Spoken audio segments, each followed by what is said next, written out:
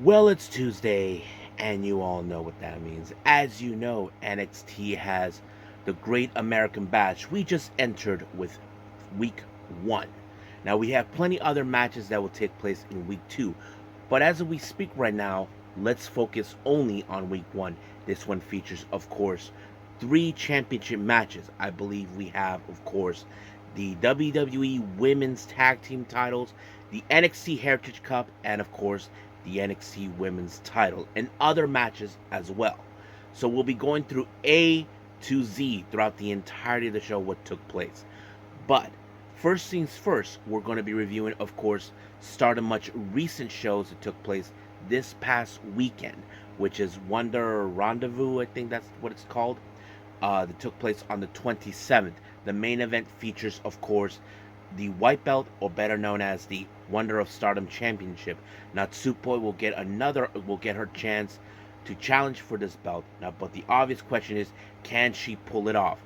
Because she faces against her friend and teammate and also rival Sayuri Inoi, who she had dealt with in the past. But the real question is, can she pull it off, or will Sayuri Inoi once again reign supreme?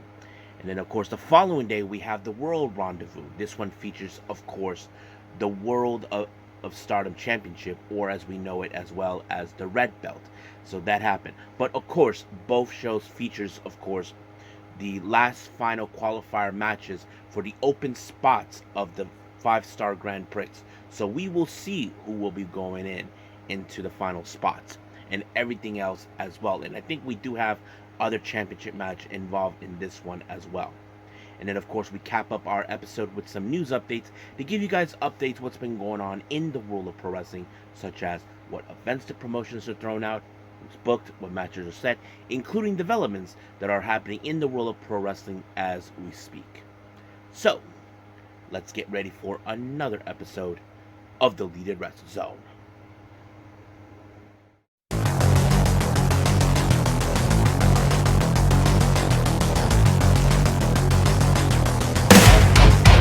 Are you ready?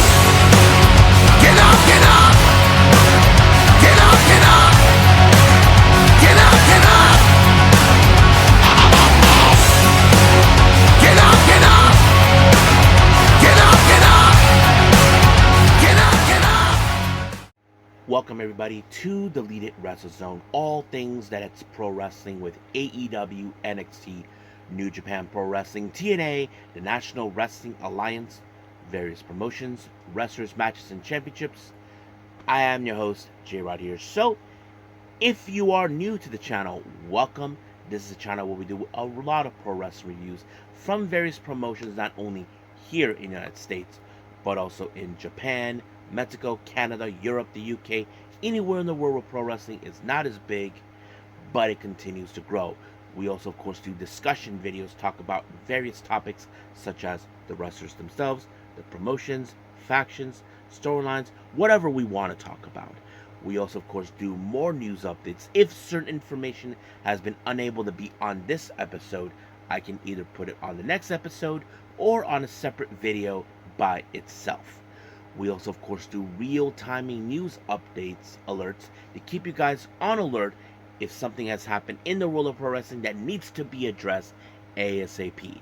And of course, we have the Unagi Sayaka Watch and various other cool wrestling content as well. So if you like what you see, please subscribe to us. So click on that subscribe button. You'll be getting a lot of daily reviews and other cool wrestling content as well. But if you like this episode, please give us a like on the like button or a nice comment in the description down below. Now, all introductions are set aside. It's time to buckle up and get ready to enjoy the ride. So our first, of course, review is day one of Stardom's, of course, with the Wonder of Rendezvous. So this is going to be a very interesting event to watch and, of course, to review for all of you. So strap on in.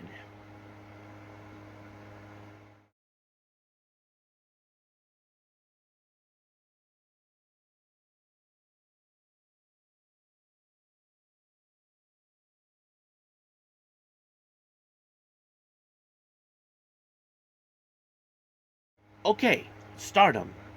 Sapporo Wonder Rendezvous.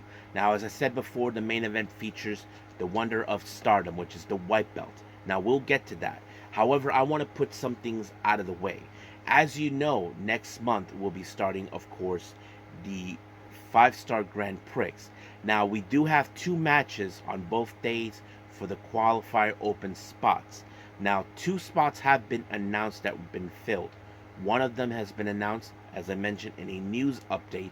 Anna Jay will be filling up 1 spot, so she was now been announced for that. And then, of course, another one that was open, it was already announced. We have Risa Serra from Prominence, who will also be making her appearance. Now, this will be Risa Serra's second appearance in the 5-star Grand Prix. The last time she ever was participate was back in 22. This is when Zuzu was still a member of Prominence. But now, this is a very different scenario. So we'll be seeing that as well. But however, we do got the 2 open spots. Now, we'll do 1 match on this review, so we'll go from there. Now, our very first match, our opening one, we have Hanako versus Mayu Iwatani. Now, this is Hanako's second to last match before she make her excursion here in the States. But she's facing against the Icon. Now, people can say Hanako is a big and strong individual, but you cannot, how do I say, overlook the Icon of what she has done for Stardom since day one. That is something that I think Hanako may have overlooked, but it was the moonsault, in the other hand, that made the real difference, allowing her to pick up the win. Now, our next match, I think this is a bit of a rematch for what happened last time. Aya Sakura from Cosmic Angels taking on Saki Kashima. Now, Aya Sakura, the last time they faced off each other with Kashima, Aya thought that she was going to be an easy opponent to deal with because, many people who know Kashima, she's a bit of a lazy person. She doesn't practice that much. But she's starting to, she kind of revealed that you've been playing pachanga, pinball, whatever, And of course, Kashima was taken aback that she knew that somehow. But however, she got to see the real high speed Kashima because she put her in the Kishikase after 26 seconds into the match. And of course, Sakura was a bit of disbelief, like what just happened. Like she couldn't believe that she lost. So basically, I don't know how she'll come over this one. I'm sure she'll think of something, but as a moment, she cannot focus on that because right now her next match is going to face against Hanako. But we'll get to that in a bit. Now, our next match, this is part of the final of the tournament for the open spot in the 5-star Grand Prix. We have Waka Tsukiyama versus Yuna Mizumori. Now, these 2 ladies know each other very well. Now, those who know both these ladies, before they ever joined Stardom, they actually knew each other in other places. Now, those who know Waka, she originally came from At-Risk Girls. Yuna Mizumori, she's from, of course, Got to Move / Choco Pro, but she has done a lot of freelancing outside of the promotion itself as well. And one of her freelancing appearances was At-Risk Girls, and that's where she met Waka. And of course, she invited Waka to come down to Choco Pro. But however, this is a very important match for both of them because they're both desire to be part of the 5-star Grand Prix this year. But the real question who it is now, many people would have assumed Waka was going to walk out as the winner because she's the fan favorite. But Yuna Mizumori, who has shown that how much she has grown since joining Stardom and also joining Cosmic Angels, she has even taken the advice of Thea Hail, and she was able to pick up a win by applying a lariat and allowing her to take one of the available spots to be part of the 5-star Grand Prix. And of course, Waka was disappointed. She even told her family she was going to be there, but apparently that's a very disappointing thing. Now, our next match, this is a very interesting match, is a Cosmic Angel showdown. It's teacher versus student. We have Tam Nakano versus Sayaka Kurara. Now, you would say that Tam would show her some tough love. No, I don't think so. She wants to see what Sayaka can do now since she's grown up. Now, remember, Sayaka Kurara joined Cosmic Angels early this year when everybody else were already making their choices where they're going to go. Of course, we did see Yuzuki joined Stars, Hanako joined the faction that was later formed by Micah and Mina Shirakawa, and then of course Rana Yagami joined God's Eye, but Sayakura was the one who joined Cosmic Angels. But I've always seen how Tam has always been fond of her. Many people often say that Tam treats her like a daughter, and of course, basically, yeah. And of course, you may have seen her actually give her kisses on the cheek all the time, kind of like a mother loving her child, that sort of thing. But however, I have to say, Sayaka has really, really stepped up her game. I mean, I feel like she has grown so much and thrown some very interesting skills. But however, you cannot, of course, outdo the teacher, and that's always been very, very interesting. But it was Tam who picked up the win with the Tiger Suplex, and just like that, she was won. But I'm sure deep down in Tam's heart, despite that she won the match, she feels that Kurara does have a brighter future, and she can sense that Cosmic Angels will be in good hands once that day comes when she has to retire. So that puts her at ease. So we'll see how things will go from here on out with Sayaka. Now, our next match, as you all know, we did see there was going to be a new unit being formed. And this one was consistent of Starlight Kid along with the tag team Crazy Star, consist of Suzuki and Meisira, along with Azumi and Miyu Amasaki. Now, you ask yourselves, why was this unit formed? There's a real question why. That question was because they're all from the same generation. Now, I'm not talking about generation because of the time they were training. They're about almost the same age from each other. That's why. But later they announced the name of their new unit, and this one's called Neo Genesis. And I thought it was a very interesting name. And they face against, of course, stars, consisting of Momokogo, Sayaida, Hanan, Koguma, and Azuki. I thought this was a very impressive team. And I think I've seen how Neo Genesis can actually coexist very well. You know, despite that Azumi and Amasaki were expelled from Queen's Quest, but it was Azumi that picked up the win to Hanan, and they even put out a promo once they actually won this match, selling merch and all this other stuff. So we'll see how things will progress with them. We do know that all of them will be participating in the 5-star Grand Prix. Next up, we have an 8-woman tag match. Oedo Tai, consisting of Raka, Konami, Tekla, and Momo Watanabe. They take on Shuri, Sayaka Mitani, and EXV's Mina Shirakawa and Micah. Now, of course, Shuri would love nothing more to get her hands on Konami after she betrayed her at Korakuen Hall a few days before. However, you probably would assume that Konami will try not to deal with her. But in the end of this match, it was, of course, Micah who built up the momentum by putting Raka in the Michinoku driver, allowing her to pick up the win. And just like that, it was over.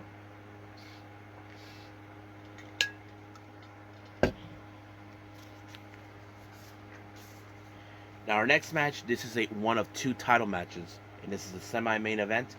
We have the Future of Stardom Championship. We have Rana Yagami, who issued a challenge against Rina. Now, as you all know, Rina is determined to break her sister's record. Those who know this, her sister Hanan holds the record for 10 consecutive victories. Basically, that's how it works. Rina wants to break that record.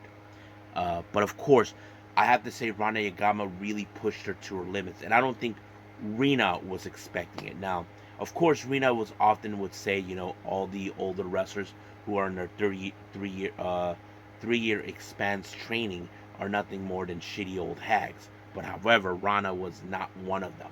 Basically, she actually picked up very good skill sets, but in the end, it was a diving double knee onto her, and just like that, she retained the belt. But however, she put out the promo showing everybody she only needs one more victory in order to break her sister record. But however, her twin sister Hina wants to challenge her for the belt, but Rina doesn't think she has what it takes. She's been ducking her ever since then, but sooner or later, Rina has no other choice but to face her own twin sister. So, we'll see how that rolls up. Now, our main event is the Wonder of Stardom Championship, better known as the White Belt. Now, this was a bit of an interesting matchup Natsupoi facing Saori Inouye. Now, these two ladies know each other very well during their at-risk girls days, and of course, many times Natsupoi has lost in singles competition against Saori Inouye. But the real question, can she pull it off? And I'm sure Tam, who's at the commentary table, it was feeling a bit nervous watching this because these are two of her dearest friends, and she doesn't want neither of them to lose. But of course, like any other situation, one of them has to come out on top.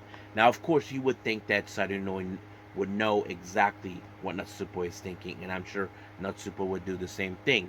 But it was a very impressive counter between both. But in the end, it was Natsupo who surprisingly won. She finally fulfilled her long desire to win this belt. And of course, no matter what, her and Sarinui will always be friends and rivals at the same time. So I think it was like they're destined to be like that. And we'll see how things will grow. I'm sure Natsupoi will have targets on her back. So we'll see where that leads us. So I think we are done with this one. Let's move on to the other one with World of Rendezvous by Stardom.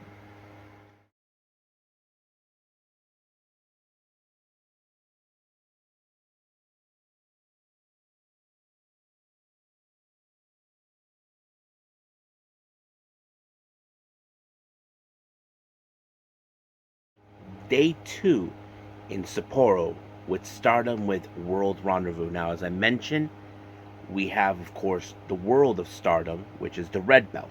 That's going to be our main event, so we'll focus that later. Now, this particular event took place this past Sunday on the 28th of July.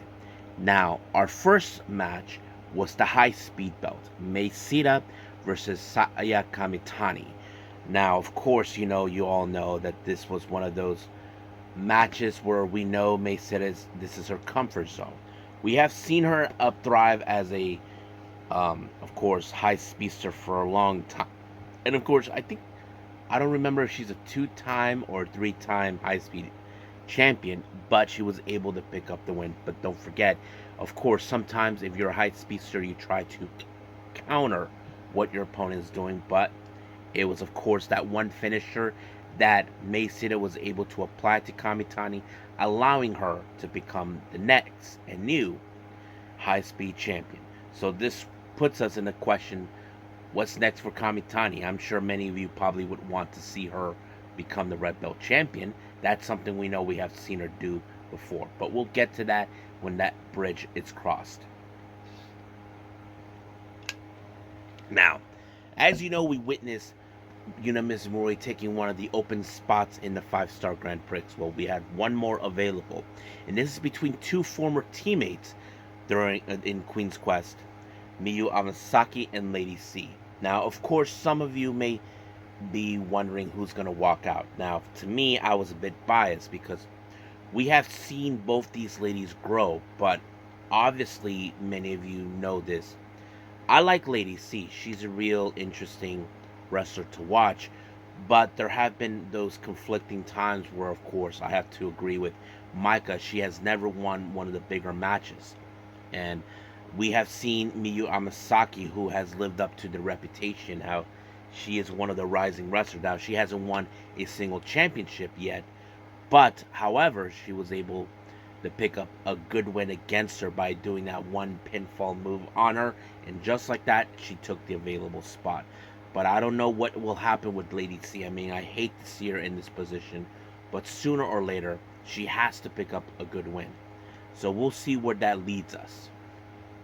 Now, our next match, this is the final match we will see Hanako for a while, for almost a month. And her opponent is someone who's familiarized with her, who was part of the same batch of wrestlers that debuted Bad last year. And you know who that is? Aya Sakura. Now, let me give you guys a deep background about this, of these two. These two ladies debuted last year, and of course, they had a little problem with Waka. Now, I'm sure um, Hanako had decided to put that thing between them, behind her, but not Aya Sakura. I don't think she does find her annoying, and they don't want nothing to, and she doesn't want nothing to do with her. But however, we have Hanako has been mostly wrestling ever since Aya Sakura was injured last year. I think it was either in July or June or July. Hanako has been wrestling consistently ever since then, but not Aya Sakura. And I felt because of that, that might have held her back a bit. And it was Hanako with the JP coaster that allowed her to pick up the win. And of course, Hanako told Aya Sakura that she'll be heading to the States to be stronger. And she said that she hopes that by that time, she hopes she sees her stronger, but she thinks she'll beat her again the next time. I'm sure Aya Sakura will definitely try to, how do I say, be stronger too in her own way, in a way that I think it will be much simpler for her. But we'll see. Now our next match is a gauntlet match. It's a trios type match. So our first team we have EXV consisting of Waka Tsukiyama, Xena, and Mina Shirakawa taking on Star members consisting of Ida, Koguma, and Azuki. And of course, the interesting part, it was Waka who picked up the win onto Ida with the Aussie Sushi or something like that. Now, of course, this was a huge win for her, but at the same time, a very uh, meaningless pin for her on Ida, because Ida is no longer the new blood tag champion, and I'm sure Waka's disappointing that A, she will never get another opportunity, and B, of course, Hanako is going to be gone for a month, so she's doesn't know what to do next, but we'll see. However, EXV has to contend with their next opponent, and that is Oedo Tai, consistent of Rina, Tekla, and Momo Watanabe. But however, much like we've seen with Oedo Tai, they always have dirty tricks up their sleeves. But it was, of course, Tekla who picked up the win on Ina with her finisher. Don't forget, Tekla and Mina have a bit of a rivalry of sorts. Well, Mina wants her to join her group, but Tekla hates her for being stupid. So that's always been the difference between them. So it was Oedo Tai who won the match. Now Oedo Tai faces against Neo Genesis, consistent of Suzuki, Azumi, and Starlight Kid. But however, it was Momo Watanabe who picked up the win by countering the Azumi Sushi onto Azumi, allowing them to win. However, during the post match, Starlight Kid and the Zuzu felt guilty that they weren't there to help her. But however, this is only just the first early days for them to get a hang of themselves.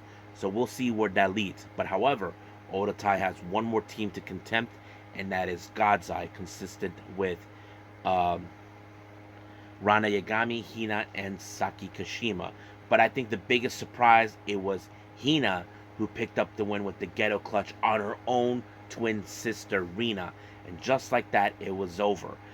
But those who know this, now that Hina picked up the win on her sister, that means Rina has no other choice but to contempt with her own sister and put the future championship on the line. I'm sure Rina's not going to do that, but she may have no other choice. But I also want to put something out there that I don't know if you guys noticed. This just hit me right in the moment I saw.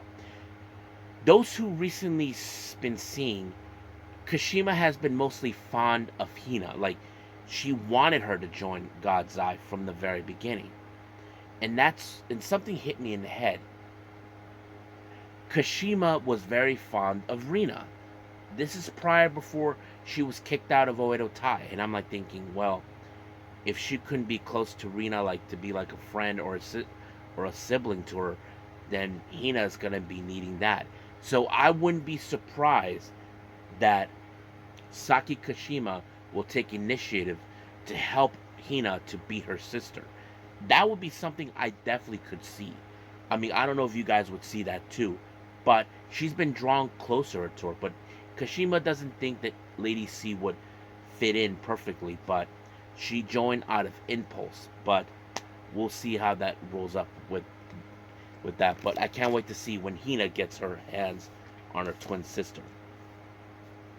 Now, our next match, we have, of course, Konami versus Shuri. And, of course, Konami attacked her right before she approached the ring.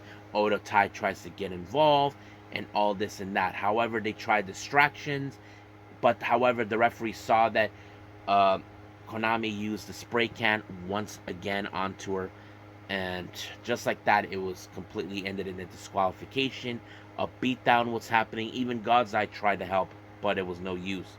And of course, Kashima has once again tried to protect her, but it was not enough. So we'll see where that leads. Now our next match, this is the semi-main event. We have Meltier reunite once again. Natsupoi and Tam Nakano taking on Stars Hanan and Mayu Iwatani. Now, many of you probably would think Meltier would won. I mean, that's what I would have assumed when I saw this match. But however, it was Hanan who picked up the win with the backdrop driver onto Tam Nakano. So this was an upset win by Hanan. However, Tam will not take this lightly with this loss. Sooner or later, Hanan will have to face the facts that she pissed off Tam, and that Tam will right this wrong regardless. But however, Mayu Iwatani decided to get in the face of Tam, telling her, "You lost. You and I have our first match together at the 5-Star Grand Prix is coming up. You think you'll be okay?" But however, Tam knows she's the only one who can pick up the win. Now remember, the track record between those two in singles competition against each other. Tam has lost to Mayu 3 times. Those were the first 3 matches, but the next 3 matches were draws. So it's only a matter of time before Tam finally picks up that 3 count against Mayu.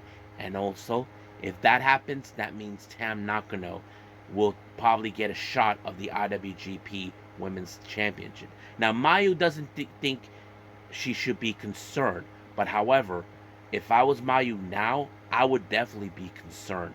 She already had 3 draws with her and 3 losses. So, what makes to say that she wouldn't pick up the next match between them coming up as a win? So, that is something we definitely got to see, and we will see what happens. But however, Hanan still has one eye on the prize, and that prize is of course the white belt. So we will see when that happens. Now our main event is the World of Stardom, better known as the Red Belt, Natsuko Tora versus Maika. Now you saw Natsuko Tora, she's just shorn her hair and turned it blonde. However, you would have assumed that there was going to be tactics coming from Oedo Tai. I mean, the match was going well as we speak, but however, the biggest surprise and shock that we did not anticipate. Kamitani pulled the ref when Maika had this match won. It's like, why, Kamitani, why? Well, it turned out there was some plans behind the scenes that no one saw coming. And of course, Natsuko Tora actually missed Maika, and then the Swanton Bomb, and just like that, it was over. And that's when the truth came out. It was foretold that now that Natsuko Tora is the Red Belt champion, what's there for Oedo Tai? There's only one course of action. She just announced Oedo Tai is disbanded. And so is Queen's Quest. So some of you may question, why would they do this great length to disband it? Simple. In my honest opinion, I think it felt like the end of an era. Remember, these 2 factions were started during Rossy Ogawa's time. He's no longer there with the company. So that means sooner or later that had to end. But however, this was also led to the beginning of a brand new faction, but this time Kamitani is a part of it, calling it hate. Basically, they hate everything that goes around in the world, and they've often said they have no confidence in Taru Okada as the president of Stardom. So now they're determined to do like an NWO, where they take control of New Japan. They currently not only have the red belts, they even have the Goddesses tag belts, and of course, one half of the New Blood and the Future belt. Now, Kamitani, some of you may question, why did she do this? Why did she got herself involved? Well, she actually explained herself. There was a reason. She said that Utami Ayashida betrayed Stardom and abandoned her. So it was natural. So it appears that she thinks this is all Utami Ayashida's fault. So, I mean, if she ever come back, I'm sure Utami Ayashida will have a word with her about it. But we will see what happens until then. But for now, I mean, we will see what Natsuko Tora will do. But she also indicated that she will not participate in this year's 5-star Grand Prix. She just gave her open spot to Raka. And of course, this put Yuna Mizumori in a very like shocking position where what? Like she disqualified herself and got herself eliminated out of that. And now she's giving her spot. But the real question, who will walk out as that? That's another conversation we will see. But as of right now, we'll just end things right here and move on with our last review, and that is, of course, NXT, the Great American Bash.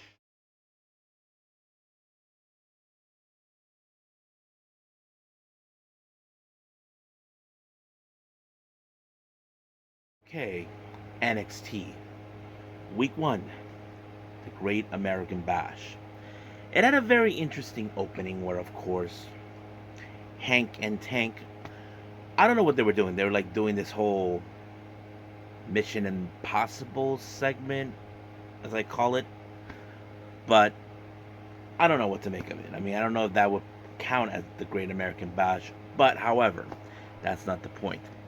Our first opening match involves, of course, the WWE Women's Tag Team titles. Now, of course, Jakara Jackson and Lash Legend entered the conversation when this was brought upon by both Sol Ruka and Carmen Petrovic about it. So that kind of led to it and led to, of course, will they accept the challenge? Well, Lash Legend and Jakara got their answer. You would think that we could have brand new champions, but nope. The cohesion between both Alpha Fire and Alada is still in there. It was, of course, the combination with a somewhat of a they did onto Jakara Jackson, allowing for our women's tag champions to retain the belts. Now, of course, because of Jakara Jackson and Lash Legend losing, apparently Ethan Page, who's been a thorn in Metaphor's side, comes out to gloat. However, of course, Oda Mensa put him in another pinfall, and I don't know which one, I cannot remember which one actually made the count. Just like that, 1, 2, 3, putting Ethan Page in an irritational fact that he could lose to him in that fashion. But we'll see where that goes. Now, as you know, Cedric Alexander made his return to NXT about a week or two ago. Apparently, he's trying to teach some things to the new kids. However, Sean Spears thinks that he is in no position to every lost soul, but he has, all this. But however, he called Brooks Jensen a loose cannon, and of course, the loose cannon showed up, and this led to a match later on between them. Now, ahead of their Heritage Cup match, Hank and Tank did an interview separately. Hank went to talk to Tavion Heights, explain that he will walk out as the winner due to the fact that he has appeared in various tournaments and Olympic Games and all this and that. And then, of course, Tank, who had a little talk with Tony D'Angelo, well, he is well prepared of what he's going through. So we'll see where that goes. Now, we do see a bit of a video package coming from Pete Dunne. Now, Pete Dunne, as you know, recently, he is sick and tired of hearing, Trick Williams going out of his way, of course, talking about getting his belt back. So he entered a feud with them. So we will see what happens, but Trick Williams decided next week. So we'll see where that leads us there. Now, our next match is the Heritage Cup. We have Tavion Heights versus Tony D'Angelo. Now, the first 2 rounds ended in nobody winning. But the third round, well, we did see, of course, Ren Sinclair being on the side watching, but that's how it ends. But the third round was won by Tony D'Angelo, when he applied to forget about it, and then, of course, Ren Sinclair showed up, gave a little tough love motivation, however you want to put it, onto Tavion Heights, and all of a sudden, in a few seconds, he beats Tony D'Angelo with the belly to belly. But however, it seems that there's a disagreement. I think Maya Bones was kind of like in agreement with Brent Sinclair how she approached it, about this whole thing. But Charlie Dempsey, who does not want her around, but of course this led to um, Tony D'Angelo to apply the spine buster, allowing him for to retain the NXT Cup. So I mean the Heritage Cup. So we'll see where that leads them with them. Now, of course, Anonymous puts out a video about seeing. Of course, we seen Fallon Henley, Jasmine Nix, and Soruka talking about the women's tag team titles, and of course the rivals who declared the rookies that are a threat. Well, they will be in the match against each other later on. Now we do see Brooks Jensen versus Cedric Alexander, and of course during the entirety of the match we do see Shawn Spears. So the obvious question, what was going to happen? Well, nothing happened. Cedric Alexander was able to, of course, win the match, and just like that, it was completely over, and a very disappointing loss to Brooks Jensen. Now we do see the long-awaited concert with Joe Hendry, and there was some great funny moments. They were calling Booker T the president fan club of Joe Hendry. The guy who did that whole thing with Jake Hager was mentioned, but of course, once the concert was almost finished, was done, um, we did see, of course, Gallus attack them, and that kind of ended right there. But we did see Joe Hendry said that he will deal with them sooner enough. Now, one of my favorite segments I never expect to see in NXT is, of course, the Treehouse. Now, those who are not familiarized with the Rascals, in TNA or back in Impact, they have this thing where they're in a treehouse smoking a little bud. However, they always have a little talk there. One of my favorite moments is, of course, few of my favorite moments is Gail Kim being there. The other is when they were calling Suicide a Power Ranger. I thought it was funny. But however, you did see, of course, they're like, it looks the same. It's a magic tree house, bro. But however, they talked about the NXT tag team titles that both Wesley and Zach never lost. So, because of last week winning that 6-man tag match, because this could lead to a potential conversation to have that match. However, it kind of did, because we did see Axiom talking with um, Joaquin Wild over his speed match, and then signing the contract, but that put Nathan Frazier in a bit of a conflict. It was like, bro, what are you doing? That sort of thing. So that really was funny. Now, we did see a contract signing for next week for the NXT title. Ethan Page will defend the belt against Oro Mensah, but of course, there were certain words. But the real question is, can Oro Mensah do the unthinkable? Can he pin Ethan Page? I think that is a question we have to wait and see until next week. Now, our next match, we have Kendall Gray versus Jada Parker. Now, this match took a different turn because, of course, dumb Miles Bourne decided to confront Carly Bright, who was in Kendall Bright's corner, but Kendall Bright put him once again in another suplex, and this cost her dearly when, of course, the lethal hip attack by Jada Parker allowing to win the match. I'm sure Kendall Gray and Carly Bright are had it with Miles Bourne, so I'm sure they have to deal with it. Now, ahead of her NXT Women's Title match, Rich Holland decided to give a pep talk, a bit of a cheerleading pep talk with Thea Hail, saying that you have to do everything possible to win that belt. So they probably put everybody in Chase. You thought maybe he was referring to cheating. That wasn't it. I think she has to be a bit more ruthless than always, and I thought it was, and I think we'll get to that. Now, of course, we see that women's tag match. Jasmine Nix, Jay-Z Jane, and Fallon Henley taking on Lola Vice, Carmen Petrovic, and Soruka. I thought the match was pretty good, but however, we've been seeing now the cohesion with Carmen Petrovic, with Jasmine Nix, Jay-Z Jane, and Fallon Henley, who are proving that they had enough of rookies taking their spots. But sooner or later, they're gonna confrontedly lose their match one way or the other. But we did see Fallon Henley picked up the win onto Petrovic, and just like that, it was over. Now our main event is the NXT Women's Title. I thought this match was pretty good. I thought it was no, not extreme, pretty good. I thought it was awesome.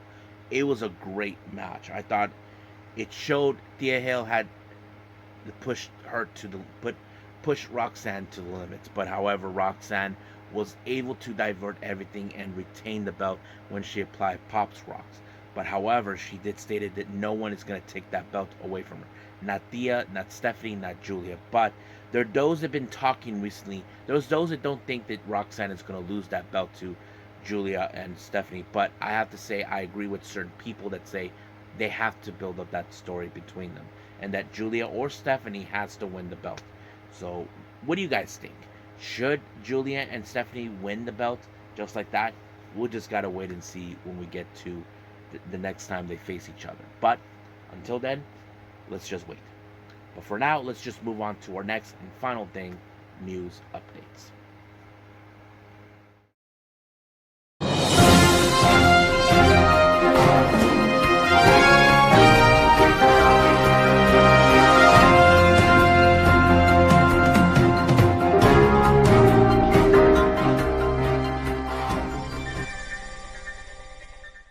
Okay, so welcome to our news updates. So let's begin with updates for the upcoming events with the promotions. But first things first, we have this thing called the MARIGOLD report.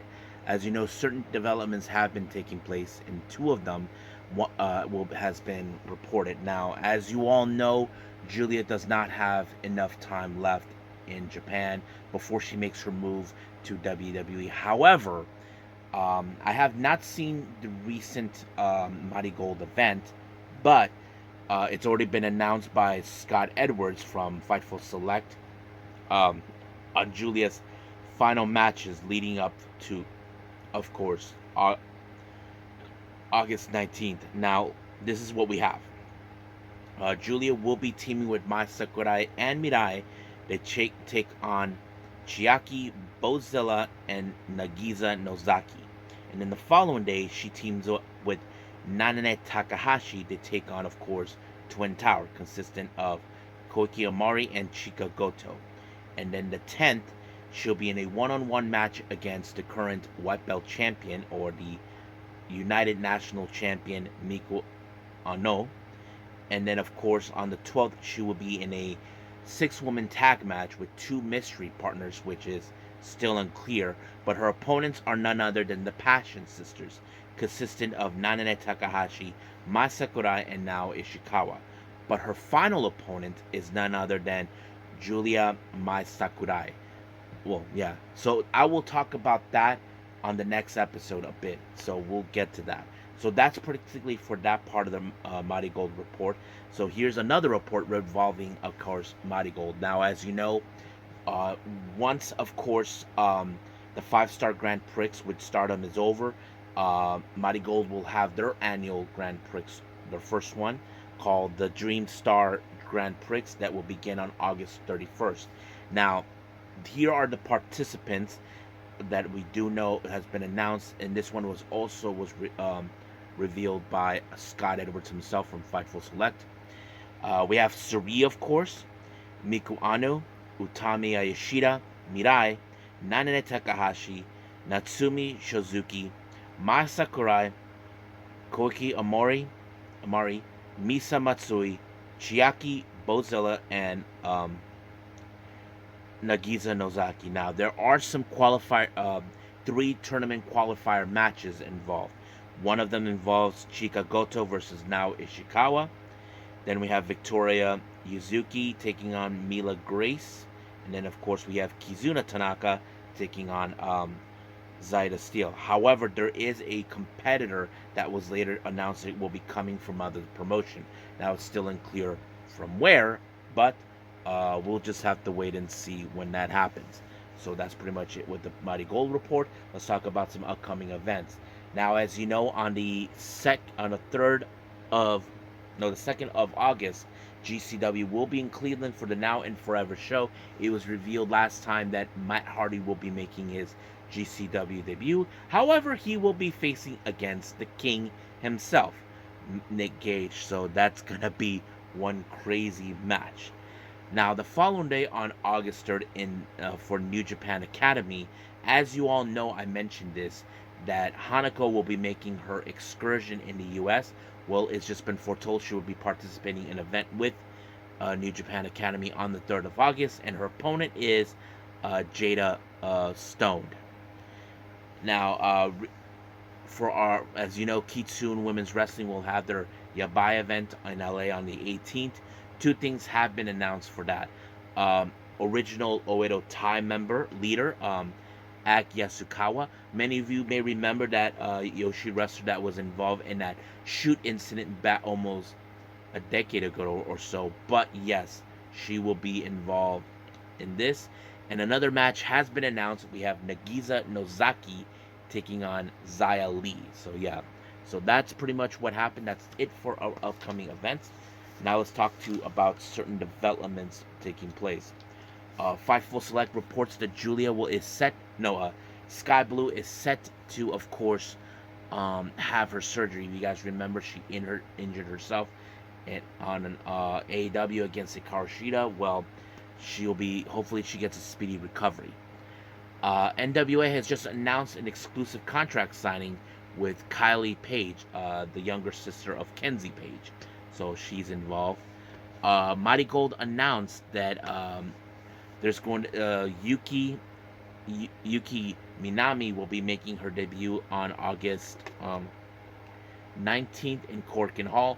Her opponent is none other than Komomo Minami. Now, I'm not sure if they're related. Now, it's not uncommon to see people with the same name, even if there's no relations, which we always see anywhere in the world. But yes. Now, many of you may know already that Jake Lee originally came from Pro Wrestling Noah, but before that he was with All Japan. Well, Kenoh, as you know, had some things to say about him because, you know, he appeared in the G1 and he had some things to say. Now, Kenoh has always been very opinionated about what comes out of his mouth, and this is what he said about Jake Lee. He's not just a bastard. He's a super bastard for abandoning the N1 victory to go to the G1 climax. Now, Kenoh has often talked about Jake Lee in the past. Now, when Jake Lee made his debut in Noah last year, he thought of him that he was just a spy coming from All Japan. Well, I don't know what's the deal, but that's how Kenoh thinks of him. Now, Rossy Ogawa was asked about is there any negativity towards the idea of Giulia leaving MARIGOLD, and this is what he said. Well, some people leave, it's some people make their debut. Well, that's how it is in the world of pro wrestling. I don't see it as a negative. I want to turn it into a positive from now on. That's your fate as long as you are doing it properly. So basically, you don't see it as a negative. He doesn't see it as a negative. Because here's the thing. Here's Giulia leaving, but who's going to take over her spot when she's gone? I mean, that is a tough pill to swallow, but we'll see where that leads. Now, Giulia, as you know, recently talked about her goal after attending the WWE show in Tokyo. She says she wants to make Japanese women's wrestling bigger. And this is what she said. It's certain that fans who were at the venue for WWE Japan Tour are in Japan. In order to attract people, I'm now at the point where I need to tackle more specific issues and make improvements. But right now I'm still too small to get my opinion across. So I'll absorb a lot of things over there and definitely live it up to the world. And I'll make Japanese wrestling love, which I love, big. So the idea what she wants to do now is like people to pay attention to women's wrestling in Japan. It's very popular, very issue because in the past Vince McMahon will say that those wrestlers are full of garbage. That's always been the case. But we've seen how amazing it because I know many people love Yoshi wrestling and I think that's something we definitely could get behind. So we'll see how she can pull it off. Now finally, Thea Hail kind of revealed that Thunder Rosa was the one who gave her in contact with the recruiter in WWE, and this happened like right after her dark match in 2021. And this is what she said. I ended up in a dark match for AEW after a seminar with QT, and I wrestled Thunder Rosa, and she got me in contact with the recruiter from WWE. Wow, who would have thought it was her? But yeah, but I mean, we are seeing how successful Thea Hail is. I mean, she is that one wrestler who's all fired up that we can get behind and all that. But I feel like she's doing great for herself for now. But we don't know how things will be once she gets to the main roster. But that we'll cross that bridge when that day comes. But as of right now, I have to say I love what she's doing in NXT. So I think that's practically it right now for our news updates. Let's just call it a day. Well, I hope everybody enjoys this episode. Coming up, as you know, we have AEW Dynamite. I did not see Blood and Guts, but I did not see the full show of Blood and Guts, but I did see some clips of it while I was in Comic-Con, watching it from the bathroom. But however, we're going to focus on what's going on now in the aftermath of Blood and Guts. And then, of course, haven't decided yet what else I'm going to do, but I'm considering watching the much recent MARIGOLD event and Surrealism. So that is those are the things I'm planning to do. But we will see what happens until then. But for now, that's the general plan. If there's anything else, we'll move on from that. But I think that's pretty much it for now for me. So until then, I will see you guys in the next DWZ time. Same DWZ channel. I must bid all of you adieu. So, goodbye. And have a nice day. Bang.